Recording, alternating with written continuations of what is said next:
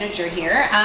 If you haven't signed in, please make sure you do so before you leave. That's at the back. We've got a few things I want to draw your attention to. So coming up next Friday, we're participating in the Great Backyard Bird Count. So there's a flyer back there.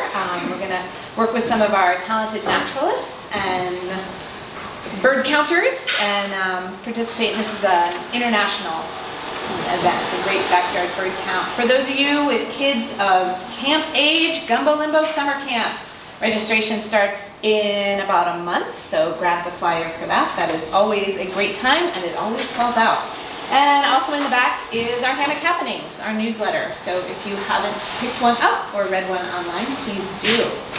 A few housekeeping things. Exits are here and here. Bathrooms out the back door. There's 2 restrooms there. They're family restrooms. Pick whichever one is available. We're all grown-ups here. You don't need to raise your hand. Just go. If you haven't turned your cell phone on silent, please do so. Don't want to be that person.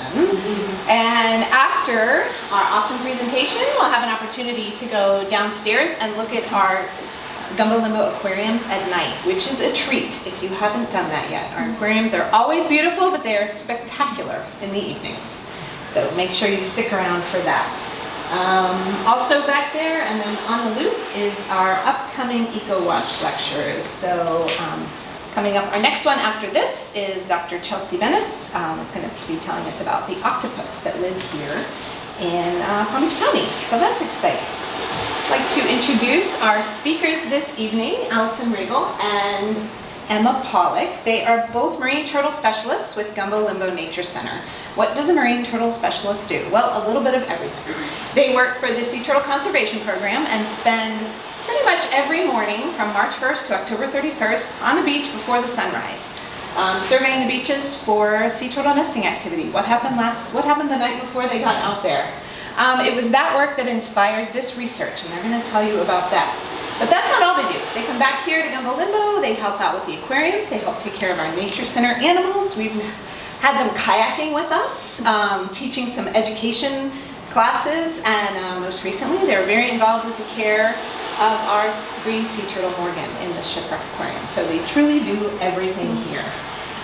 So like I said, they were inspired by their work on the beach to do a little research and see how the most recent beach nourishment project was impacting sea turtle nesting on the beach. Now, if you've lived here for a while, you know that beach nourishment is something that happens every 8 to 10 years on almost every beach in Palm Beach County, every beach in Florida, basically. It's a necessary evil of living here. If you build on the beach, we've got to put sand back on the beach so that our houses don't wash into the ocean. It's a challenge. And they're going to tell you why. They presented this preliminary research at the Countywide GIS Expo in September, and they won not one, but 2 prizes. They won first place for their story map, and they were also voted best in show by the judges there. Fun facts, Allison is a recent graduate of FAU, is also an extremely talented artist. You'll see much of her art around Gumbo Limbo, and you will see some of her digital artwork in this presentation. Emma is a current student at FAU, and she recently presented her research on shark vertebral morphology. Did I say it right? Yes. At the 2024 meeting of the Society for Integrative and Comparative Biology. Both of these women are smart, talented, dedicated, and they are destined to do great things. And I'm excited to see what the research shows. So won't you join me in welcoming our speakers. Thank you, Leanne, for that amazing introduction, and thank you all for taking time out of your very busy schedules, especially in the middle of the week, to come and nerd out with us about sea turtles. So our project from this recent summer, this recent nesting season, we looked at beach renourishment and how exactly that affects sea turtle nesting behavior. So I'm Emma, and this is Allison, and let's go ahead and get into it. Alright, so a little bit about who we are. Leanne touched on it a little bit, but we are marine turtle specialists here at Gumbo Limbo Nature Center on the conservation team. Now what exactly that means is we monitor the 5 miles of beach in Boca Raton from March 1st to October 31st. And what we monitor is sea turtle nesting activity. So we monitor when they come up to nest, we monitor when they hatch out, we monitor any strandings and take a lot of different data that you'll learn about in this presentation. Now you may be wondering why sea turtles. We didn't just choose them because they're our favorite animal. They are an endangered species and they do nest on the beach. So we like to say the health of these sea turtles is a direct reflection of the health of the ocean. So monitoring these sea turtles, monitoring this data helps us get a good insight of how the ocean life is doing. And we wanted to give you guys an image of how committed we are to our work and how committed we are to these sea turtles, and how crazy it gets on the beach during nesting season. So this first picture here is Allison. As you can see, she's pretty tall, 5'7". She's standing in this picture, so this is how deep she dug down to be able to reach the bottom of an egg chamber. This is a little video of us on the beach. So sometimes these nesting egg chambers get so deep and we have to find the end of them. We have to collect all these eggs, inventory the nest for this data, and we usually dig a nice body pit to be able to get down, but sometimes that isn't enough, and so we actually have to sit on each other's legs to reach the bottom of the egg chamber. And you can really see in this picture over here, during this nesting season, March through October, everywhere we go, if you know us, we leave a trail of sand behind us. So we're really on this beach. I like to say, sometimes I think there's more blood, sweat, and tears of us, the marine turtle specialists on the beach, than there is sand. All right, so a little bit about beach renourishment. If you live here in Boca Raton or by a beach, you've definitely seen a project like this. They're not quiet projects. So why are they going on? 50% of beaches in Florida have been deemed critically eroded. So what this means is the beach is literally washing away. And as you know, a beach is a big part of Florida. So we want to bring that beach back. And how they do that is they have a big dredge in the water and they bring sand from near shore environments onto the beach. And these are needed because of increased erosion around the area. South Florida on Boca Raton Beach is a part of this 50%. So from March 2023 to May 2023, a beach renourishment was conducted on our beach out here.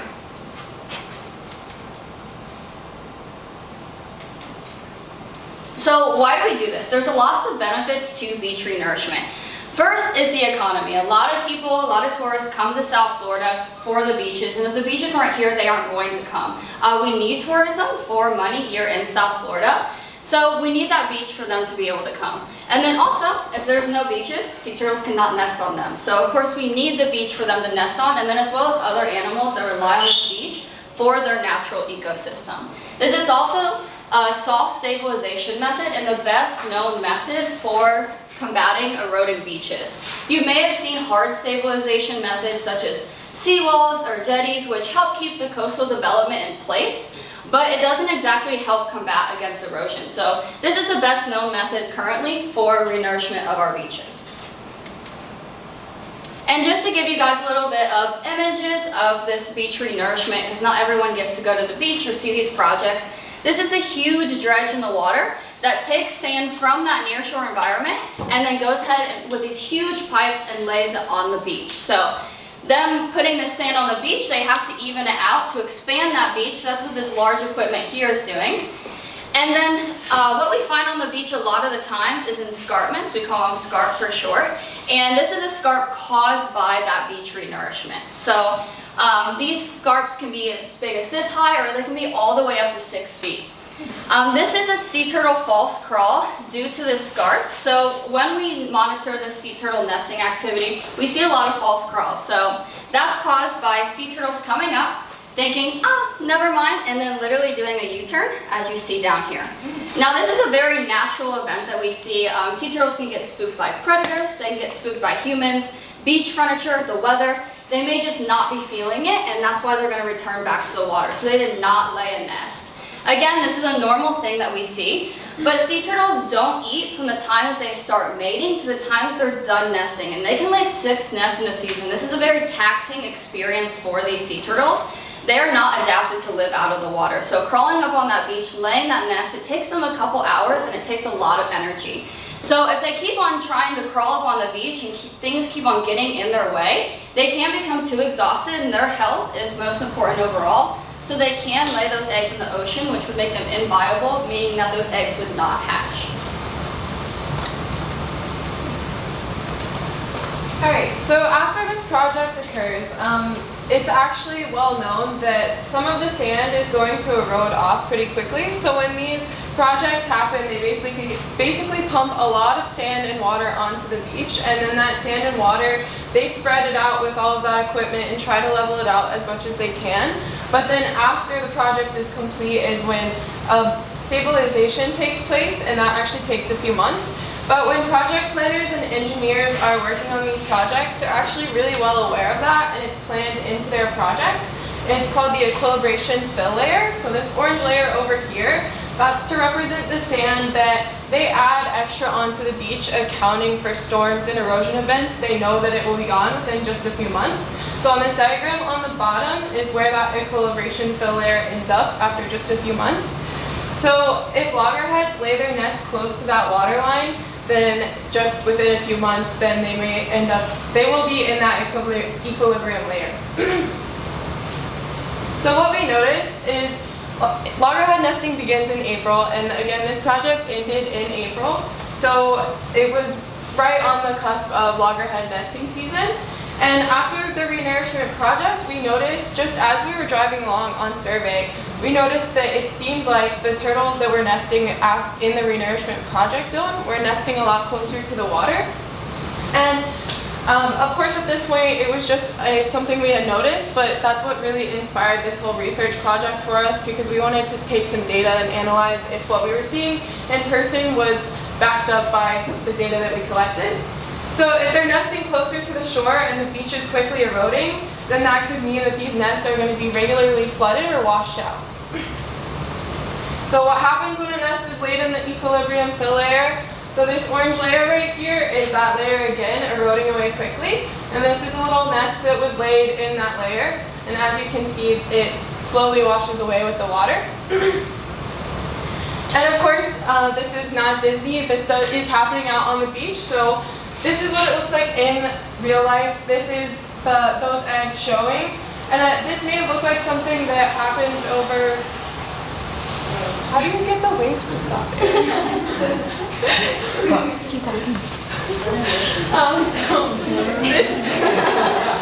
So those waves, actually, they're coming to get these eggs.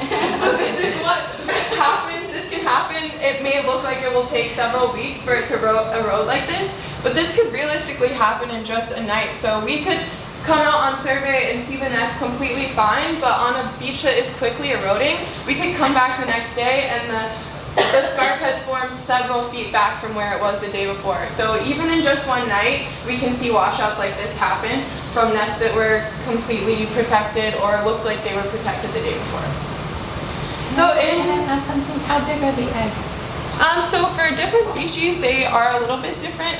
Loggerheads are a little bit smaller, but they're all around ping pong size. So these ones, I believe, are leatherbacks. The bigger ones look like bigger, but around ping pong to small softball. But a nest relocation, so in normal years, we do have a protection in place to keep these nests from washing out that we try to do consistently if we find a nest below the tide line. So when I'm talking about the tide line, you can kind of see in this video where the seaweed is. So that's where the tide came up the night before. And if we are driving along in the mornings and on survey and we see a nest that was laid below that tide line, we'll actually very carefully remove the nest and we will move it up onto a safer area of the beach. Now, sea turtle embryos, they attach to their egg wall after about 12 hours. So this process can only happen within the first 12 hours of incubation after a nest is laid. And even with that, we are still extremely careful when relocating a nest. So you can see our MTS in this video. She's taking out an egg one by one, and she's also very carefully not twisting the orientation as she moves these eggs. So everything we do with these animals, we take a lot of care and precision with.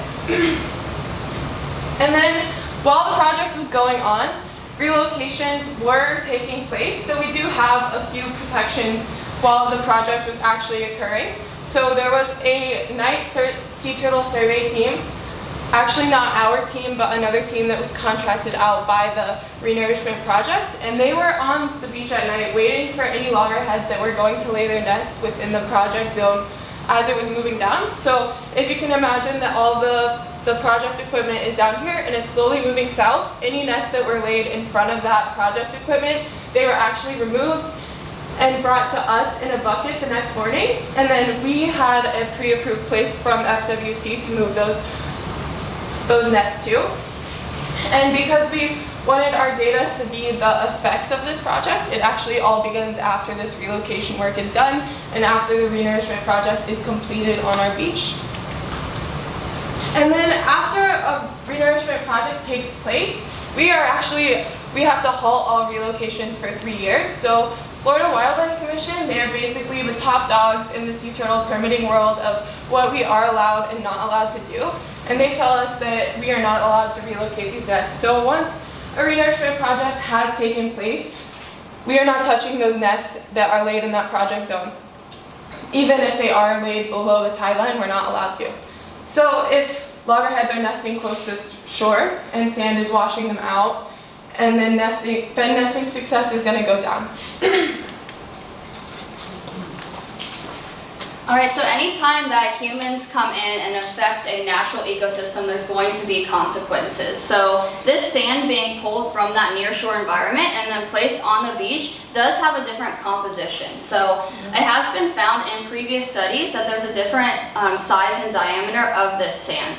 And that affects different variables such as heat, moisture, and things like that. And why this does affect sea turtles is because their nest site has been found to be dependent on sand temperature, salinity, slope of beach face, moisture, and all these different things that can be affected when this non-natural sand is being put onto the beach.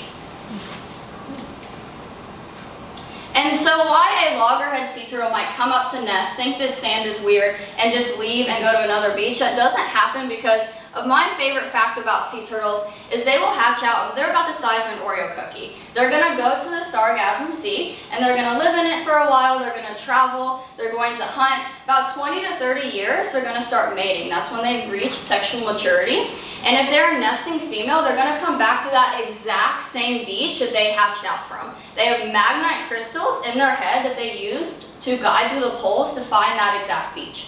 Anyone that's ever been in a car with me before or knows me knows I have to use a GPS to get everywhere. So that's why it's my favorite fact about sea turtles. But again, 20 to 30 years and they know to come back to that exact same beach.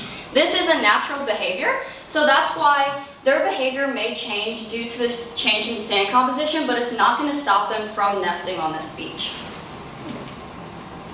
So to really pinpoint our project, we've given you a lot of information, but to pinpoint what we're exactly looking at, we're going to be looking at the nesting behavior of loggerhead sea turtles after the 2023 Renourishment project in Boca Raton was completed. And then to take this one step further, our exact hypothesis is due to the effects of Renourishment project on the beach profile and sand composition. Loggerhead sea turtles will nest closer to the tide line. So we're trying to find the data throughout this season to back this up. Alright, so as we're out there on survey, we actually have an iPad with us and we also have an R1 receiver, which is a little GPS that's connected to the satellite, and we're directly taking location points and uploading them into a database. So this is just what that looks like for us out on the beach. This is what we're looking at when we're going up and down the beach. We are able to zoom in a lot closer, but for you guys, this is the beach that we survey every morning. So these 5 miles of beach, they're split up into 10 zones. And the Renourishment project last year, it actually only took place in zones I through J. So that was our variable beach for this experiment. But we wanted to find a beach that had as little difference as possible between the variable beach. So zones G and H, which are right above I and J, they actually had very similar structures as far as usage, and because of their location, proximity, they're going to have similar weather patterns. So we really wanted to try to isolate as similar as possible beaches where the only difference is going to be the Renourishment project. So we're only looking at 4 zones in our study. So we monitor 10, but for this we only looked at 4 of them. And as we kind of fly over our control beach, I want you guys to just notice that there are nests located all throughout this beach. So there's some over here by the dunes, some by the sargassum, and sort of dispersed everywhere in between. So even visually as we're flying over, just take note of that. And then on our variable beach, we have a different situation. So these nests, they're a little harder to see on this beach, but they are kind of all dispersed really closely to the rack line or the seaweed line. And this was what we saw visually out on the beach that really made us want to collect all of this data. But I think it's amazing that even just from drone shots, you can see the difference. So we wanted to back this up with real data and measurements. And when marking a nest for protection during incubation, a perimeter is formed around the nest. So we mark it off with orange flagging tape and orange nesting stakes. And then all of our data measurements are taken from one stake, and we use that front stake to make sure that we're all giving uniform data, to make sure that I'm not measuring it from the front stake and Emma's measuring it from a side stake. We have chosen that one as our primary measurement spot. And then the measurement that we were really looking at, because we take lots of data for these nests, we are measuring to the dune and we're measuring a lot of other things, taking pictures, we have a lot going on at every single nest. But one measurement that was important to us was the mean high water measurement. And this is the distance from the front stake to the average high tide line. Here is an animation to help you visualize what that looks like. So you can see that our MTS over here, she's not on the seaweed line, she's not on the water line, she's somewhere in between. She's kind of in that average of where the tide came up from the night before. Because if we just measured straight to the water, the tide is changing every few hours. So this would be a very almost unusable measurement, so that's why we take the average. So this is what it looks like for us out on survey every morning. We're driving up and down the beach on ATVs. And this is what those nesting perimeters look like for us. So once we mark these, you might not see the same nesting perimeter on every single beach. Some beaches use orange or yellow tape or striped tape, but here in Boca, this is what you will see. And then here, this last picture is hammering in the front stake. So like I said, that front stake is very important to us. And what I want to point out, so this is actually a loggerhead nest. And this little fluffy area right here, that's where the egg chamber is going to be. So actually right about this point is where all of those eggs are laid. And that front stake is placed directly in front of it. So all those measurements are from about the same distance away from those eggs. So what we found after we had a full season of data and compiled everything, we took all of our averages, and then we found that our control beach was actually 6 feet higher on average than our variable beach, which did support our hypothesis. And for any statistics nerds in the audience, our p-value was 1.25 times 10 to the negative 2. And but another very important way for us to look at this data, I think, is the dispersal of these nests, because I think this gives us a much better visual picture of what's going on than just one number, these averages. Yes, we did see a very significant difference in our averages, but more than that, if you look at the dispersal of these dots, so the blue dots are going to be our control beach. And you can see they're pretty evenly dispersed across the whole season, across the whole beach.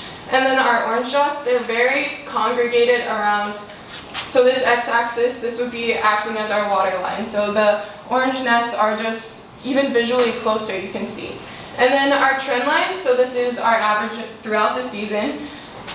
The blue line, the control beach, stays pretty average. There's not a lot of change throughout the season. But as you can see, there's this upward slope on our variable beach, and Emma's going to tell you a little bit more about that. All right, so we really wanted to hone in to look at why this was going up so drastically. So what we did is we took the nesting season, that April 21st was when that beach renourishment project was completed, so when we started taking data, and August 20th was the last date that we saw loggerhead sea turtles nesting in our variable and control area. So what we did is we split into 3 trimesters. We took all the dates, split them evenly, so they're all a little bit less than a month away. And this is our variable beach. So this picture over here is a drone shot of that variable beach, and these are actual measurements of where the turtles will be. I had a very big fight with Canva about this, so I hope you guys appreciate it. If anyone's ever used Canva, it's great when you figure it out. But that very first trimester, so the very beginning of nesting season, we're seeing these turtles crawl up from the water from this tide line 30 feet up, and that's a pretty good distance, but loggerhead sea turtles, the normal nesting behavior is mid-beach. So we do see leatherbacks and green sea turtles on our beach as well. They have different behavior, nesting a little bit closer to the dunes, but loggerhead normal nesting behavior is going to be in the middle of the beach. So we're not seeing them crawl up quite as much as we normally see them, and 30 feet does still make them have a myriad of issues for their nests, which could be inundated, meaning that water could get to that nest and actually make it drown, because sea turtles, just like me and you, have to breathe air. So even while they're in those eggs, they're breathing air. And again, like Allison talked about in the beginning of the presentation, washing out means those eggs would be gone. And then just in the second trimester here, so a little less than a month later, we're seeing a little bit of a difference of 5 feet. So we're seeing them crawl up, get a little bit bolder, move a little bit further up the beach. And then we're seeing just a little bit of a month later, this last trimester, a huge change in the average to a whopping 51 feet. And as you guys can see, that is very much closer to mid-beach. There's a couple things that I want to touch on with this measurement. I'm going to go back to the graph here. So as you guys can see, this variable line actually ends up beating the control line. Now I want to point out that there are so many other nests that are pulling up the average, and that's because this beach is bigger now. That's the point of the Renourishment project, is to make this beach wider. So these turtles actually have more room to nest on this beach, so that is probably why they are actually beating our control beach. And then I also want to point out that, again, this is mid-beach, so they won't have as many issues with washing out or anything like that. So at the beginning of this presentation, I'll give you guys a little refresher. It was a while ago, but Allison talked about how there is an equilibrium layer that is built into this project. We have no research, there's been no data on how long it takes for this beach to become stable and what we normally see and for that layer to be gone. So we cannot confidently say, because we didn't take any sand samples, that this equilibrium layer is gone, but we can say after 2 to 3 months, sea turtle nesting behavior does return back to what we know is normal. And then we also wanted to look at washout. So washout, once again, those eggs are in the water, they're not going to be hatching out. So what we did is we took the counts for our control beach and our variable beach, and we looked at how many washouts were in each area. So 29 nests were washed out in the control beach and 31 in the variable. Now those are obviously very close numbers, but in our control beach there is a lot higher nesting density in that area. I want to point out that is not because of the renourishment. This is something that we naturally see. Like you learned in this presentation, sea turtles come back to that same beach, so it has nothing to do with the renourishment. But that's why we wanted to take that total nest and compare it to the number of washouts, and then that's when we saw a huge percentage difference. So you guys can see in this control beach, only 8.5% of these nests are being washed out. In our variable beach, 13%.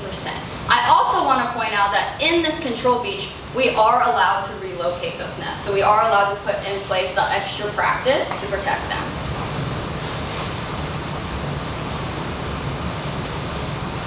Okay, so that was a lot, right? A lot of data, a lot of information thrown at you. So I just want to sum it all up and say our hypothesis from our data is supported. So nests that were laid on that renourished section of the beach, we did see loggerhead sea turtles nesting closer to the tide line than on our control beach. We also found out that loggerheads began nesting further and further away from the tide line as the season continued. And then also, very last finding is washouts were greater in the post-construction zone area. And then remember, we cannot be relocating these nests. So we don't want you guys to just come here tonight, learn this presentation, and just forget about it, right? Same with Allison and I, we've been working on this project for about 9 months, and we don't want to just present this, you know, get a round of applause and then leave and forget about it. We want to have some solutions, we want to see some changes. So we have 2 solutions that we would like to see come from this data, and the first one is just scheduling. So beach renourishment projects are scheduled out very far in advance. They're very expensive projects, and there's a lot of planning that goes into them. Sea turtle nesting is taken into account, but we want to kind of make it be considered more.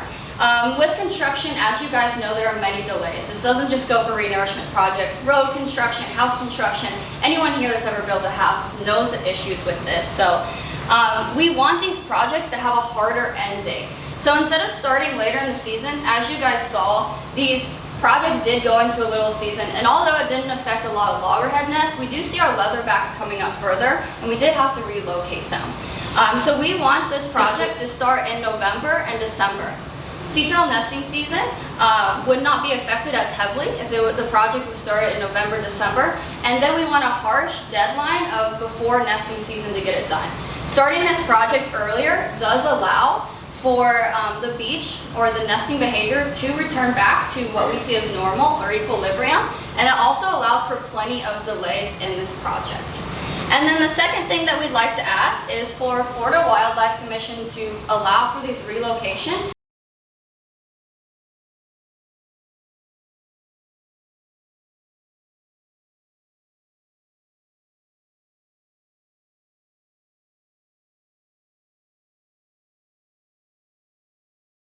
So me and Emma and the rest of our team here are pretty lucky because we are funded by the city of Boca Raton, but a lot of nesting beaches close by are run by nonprofits that are often severely funded and they have to just make do with what they have. So supporting local projects like ours that might not necessarily be us but do the same things we do, that is going to help the beach health overall, as well as knowledge is power. So this point up here is impossible to do if you haven't educated yourself first. So I would like to invite everyone to get out your phones and you can take a picture of this page and always revisit it later. Some really good resources I want to point out here. This third QR code is actually a link to the story map that was mentioned at the very beginning of our presentation that was presented at that GIS conference and won awards. So that gives a really good breakdown of all of the research we just threw at you. We know it was a lot of information, and we would like to invite you to revisit it over your morning cup of coffee and really be able to digest it a little bit easier. This fourth resource is also really great. It's from the National Park Service, and I think they do a really great unbiased job of offering both impacts and benefits of renourishment. So please feel free to educate because knowledge is power. And then we would also like to thank all of these people, but we'll go down the list. So Carlin, that wonderful drone footage that you guys saw, she was one of our volunteers last summer, and she came out and took those beautiful shots for us. Our photographer, Pam, she's here. She's here tonight. Everyone really wants her. We wouldn't be able to show you guys half of what we do on the beach without her, so we appreciate her and bring us water and snacks every day. She's just an amazing person. She's not employed to do that. She just takes time out of her day, so we really appreciate her. And then of course, all of our staff, a lot of them are here in the audience, so you guys can raise your hands if you want, but thank you so much for everything. They're all in this room. As well as all of the volunteers that were out there on the beach with us last summer helping us collect all of this data. Everyone on this page is extremely important to us. And these are all the nerdy things we read to bring you this PowerPoint. Thank you guys so much.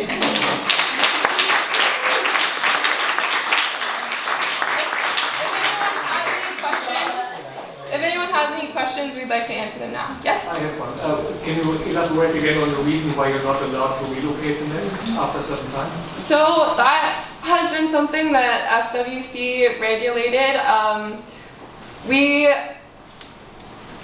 So the reason that you have to do any permitting with endangered animals, there has to be a ton of research that goes into it, right? You can't just, we couldn't just go to FWC and be like, hey, we think that loggerheads are nesting closer, so can we do something about it? You have to do extensive research, and so they need this research like this project to prove this data, because they don't want to just allow this relocation without the data behind it. So that's what a project like this will hopefully, we can bring it to FWC, or people like us can bring their projects to FWC, and then we can allow for that.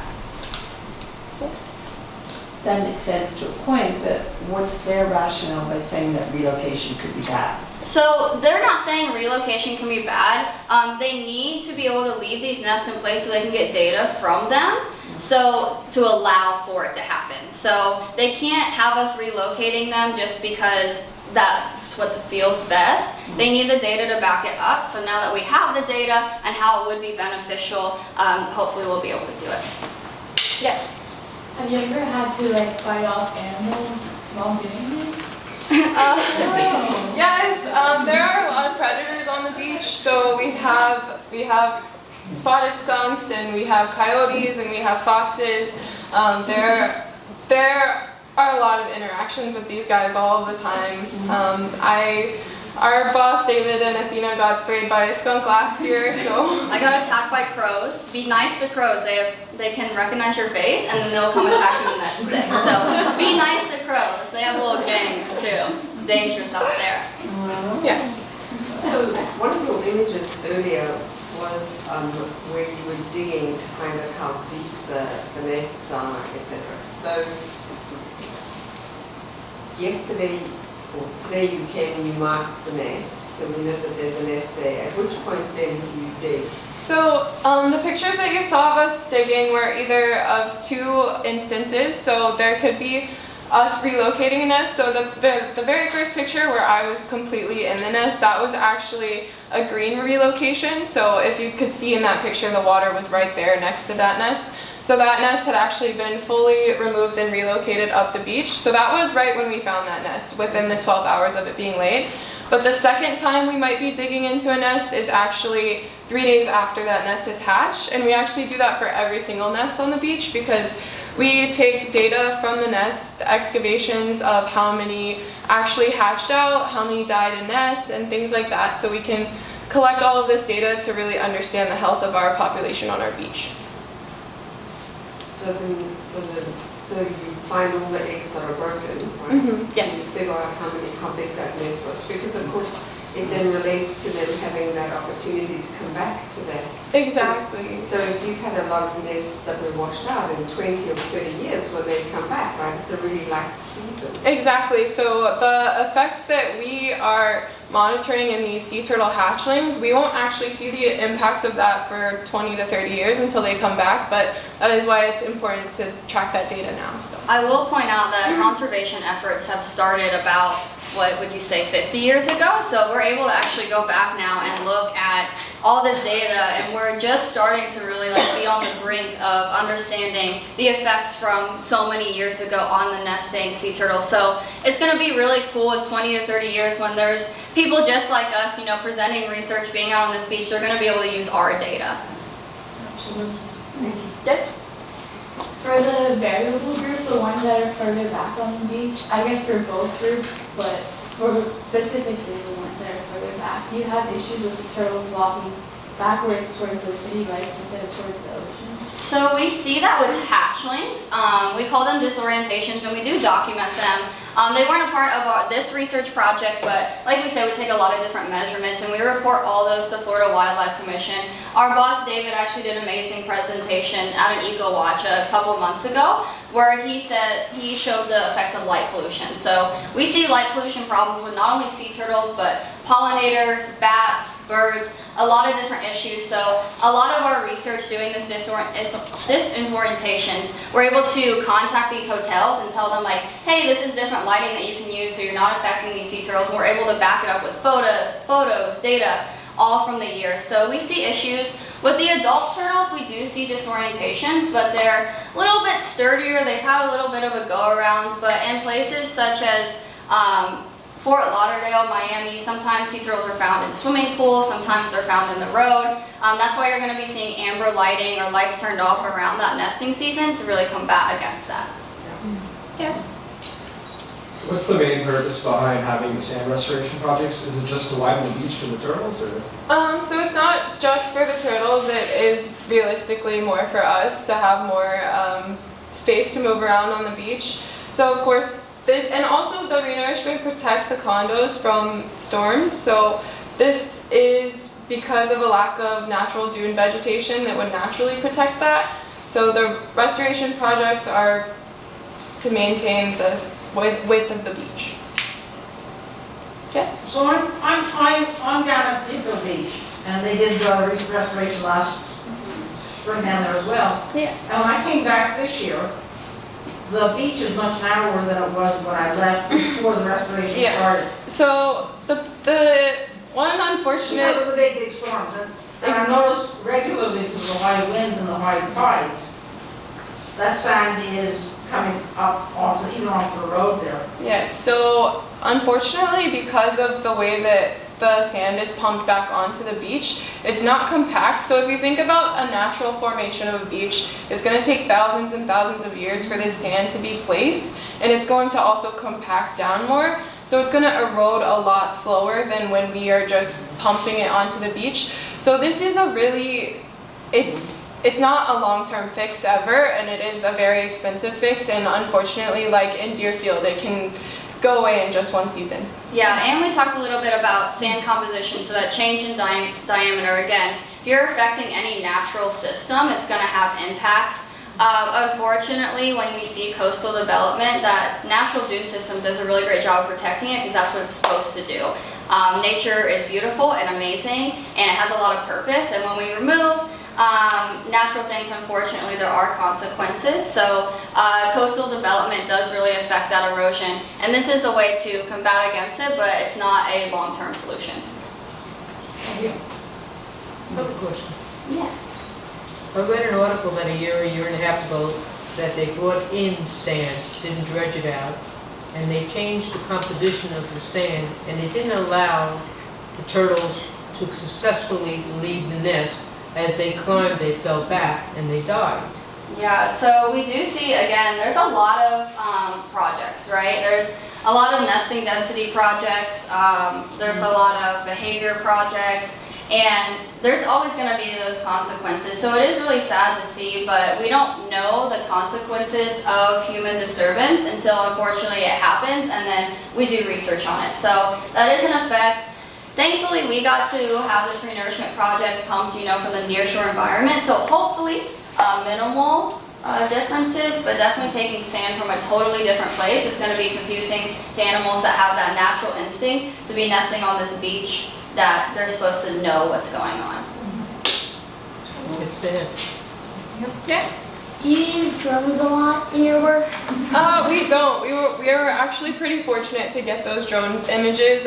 We just had a volunteer who happened to have a drone, and she was really passionate and excited to use it, and she wanted to come help us out. So we don't get to use it a lot, but we got pretty lucky on this project. Oh. Yeah. What happens to the sea life when you dredge? So shells or fish or the likes? There's a lot of invertebrate death on the beach, like when these projects happen. So, Yeah. and then also nearshore reefs can be covered with sand during the dredging process. So, like in South Inlet where this occurred, there is a reef really close offshore. I haven't been out to see it since the project, so I can't tell you exactly how it was affected. Yeah, but these pipes aren't pinpointing sand, so you just have to think they're about, I would say, this big, and they're just going to be sucking up everything. So, And also, if they're eroding off that quickly, the sand has to move somewhere. I was just wondering if you guys were planning on making this a long-term project, so keeping an eye on these specific beaches, like the variable versus the control in the coming seasons. that's a really great question.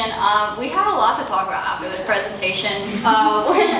We have the pleasure of it not being nesting season, so we have until March 1st, what was it, 22 days to figure out what we want to do. There's also, nesting beaches up in Jupiter. We partner with everyone that does sea turtle work, and everyone's really willing to share their data, as well as we give our data to so many different projects. So maybe in the future we could work to see if other people have used this, because a lot of people take the same measurements as us. If we want to continue it this season, see if we're seeing changes there. But that's a great question that we definitely have to think about in the next 22 days.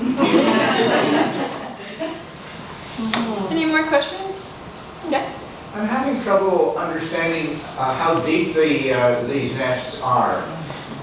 You were standing in one, so it's like it's 7 feet down. How does So it it does change depending on the species. The one that I was sitting in is a little bit, or standing in is much deeper because it was a green sea turtle nest. And then also another thing is sand can be added during the incubation process, so they can also get a lot deeper than what the turtle actually laid them at. But loggerheads, the ones in this study, they're only about 1.5 to 2 feet deep, and then green sea turtles can be closer 3, 4, and then if there's accretion, they can get even deeper than that. So what they do when they come up to nest is they actually dig themselves a body pit, and what that allows them to do, it gets them really low, and so predators can't see them, so it provides a little bit more protection. And then they're gonna use those back flippers like shovels, and they're really good at it. They dig deep, and then when they're done depositing those eggs, they're gonna fling sand everywhere to camouflage it. So they are not 7 feet down with their front flippers or anything. They are digging themselves a body pit, that gets them lower. They're digging with their flipper, that gets them lower, and then throwing that sand on. And then we do see, tides change, more sand get added, natural effects, rain, different weather patterns that add sand on top of it. And they incubate for a couple of months, 2 to 3 months. So that allows for a lot of different change in the beach composition, that they can get really, really deep down there. Well, could they be below the water line? The nest wouldn't move further, but the tide does come up. If you saw any king tides this past season, so the water's coming all the way up to the road almost.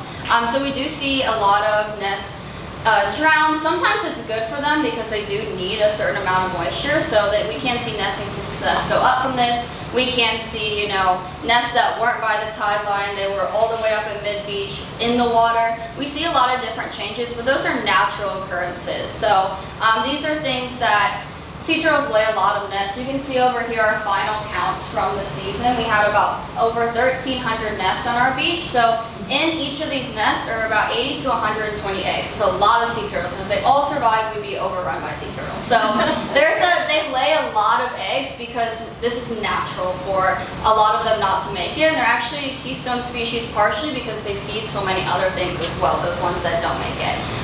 So a lot of different changes in the same composition that can cause all these differences, and for us to dig out 2 to 3 months later. Yes. What's the max amount of time for incubation? Because we saw a turtle laying one night, and then we wanted to we were hoping to get the hatching too of that same nest, but it was well beyond the date that we had it on there. So loggerheads are going to be 45 to 60 days, and then leatherbacks can be much longer, and they can go up to 70 days, sometimes a little bit longer. But what you could have seen is sometimes that these nests don't hatch at all. Yeah, unfortunately.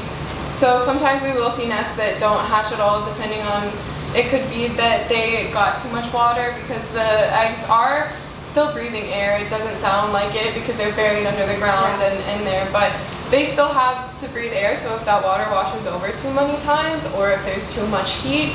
So there are a lot of issues that can impact a nest, even though it seems safe in the sand. But if you're really interested in seeing hatchlings, there's an amazing place called Gumbo Limbo Nature Center does hatchling releases. So you can call our front desk and figure out when people are allowed to schedule for that. And it's a guaranteed hatchlings. That's fun. So probably sometime in May. I don't know when the scheduling starts. I'm on the beach by then, so I don't know what's going on with the nature 60 center. days and they start in March. Oh, yeah.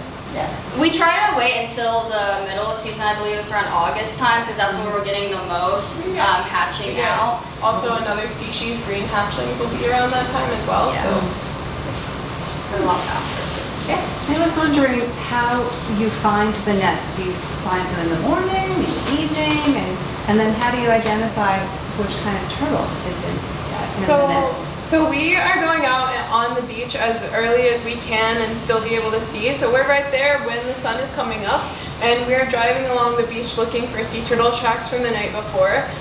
We very rarely miss tracks, and We aren't all trained to identify the species of sea turtle by the way that it leaves its tracks. So just like you or me, we leave different footprints, but the difference between these footprints between species is pretty significant, and once you know what to look for, they're pretty easy to tell apart. So we're all able to drive up to a crawl, and before we even stop our gator, we usually know if it's a loggerhead or a leatherback or what we're looking at.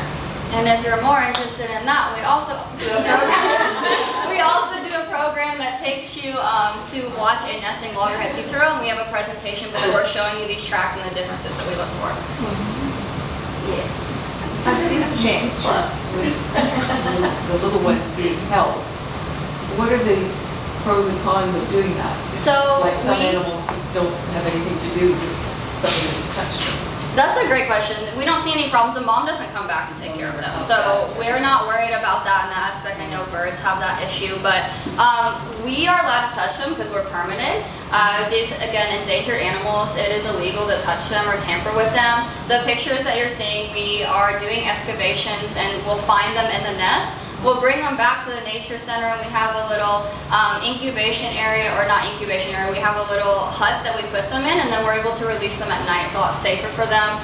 It's a lot cooler for them, less predators, less people, and then that's when we release them at some programs or just off-site sometimes. So the reason that we'd be touching them is because we're taking out the nest for protection, and then also sometimes we get stranding calls. Sometimes we have hatch-outs in the middle of the day, which again, gets very hot during the summer. You can think the bottom of your feet, you don't even want to be on that sand. So imagine being born and then being on that hot sand. Sometimes the sand can get to 100 degrees, so that's why we'd go out there, take them back here, and then wait till night to release them. So all these pictures that you're seeing in this presentation were taken with permitting. Yes. I think what I just heard you say is most common for them to do their hatching at night. Yeah. Yes. And that's evolutionarily for the heat as well as predators, because it's much easier to see turtles running along the sand in the daytime than at night. And Can you speak to the point of when you said they don't eat and they can lay up to 6 nests? Could you just Yeah, so sea turtles are tunnel vision. They are very interesting animals because their brains are about this big, but they don't need a mom to raise them. So they rely solely on natural instincts. So when the female sea turtle feels like she's saved up enough fat storage, they do not nest every year because they have to save up so much energy, so much extra fat. So they only nest about 2 to 3 years, and that's why you may be seeing in the news different nesting counts year to year. It's very normal for that. And that's why in our project we didn't include the amount of nests because it varies so much. But the sea turtle feels that she's healthy enough, she's going to go to those mating grounds again, using the crystals on their head to navigate. Crazy animals. And then they're going to crawl up on that beach. So it's very dependent on that sea turtle knowing when it's time for her to be able to do that. So again, they have to have tunnel vision, and this is just something that's natural for sea turtles. And she does lose a lot of weight throughout the season, so just as you can imagine, going that long without eating, it takes a really heavy toll on these turtles' bodies. Yes? So they have crystals in their head?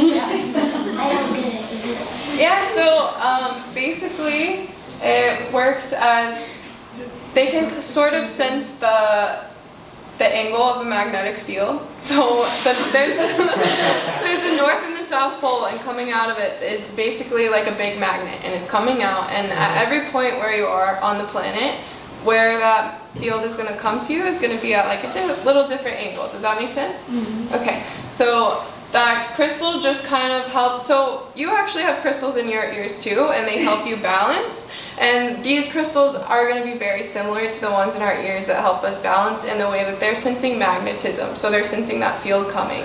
So it's not really like she can feel it and she knows I need to take a left at that lump of seaweed up there. It's more of a just I need to go this direction feelings. Anyone else? Thank you all so much for coming.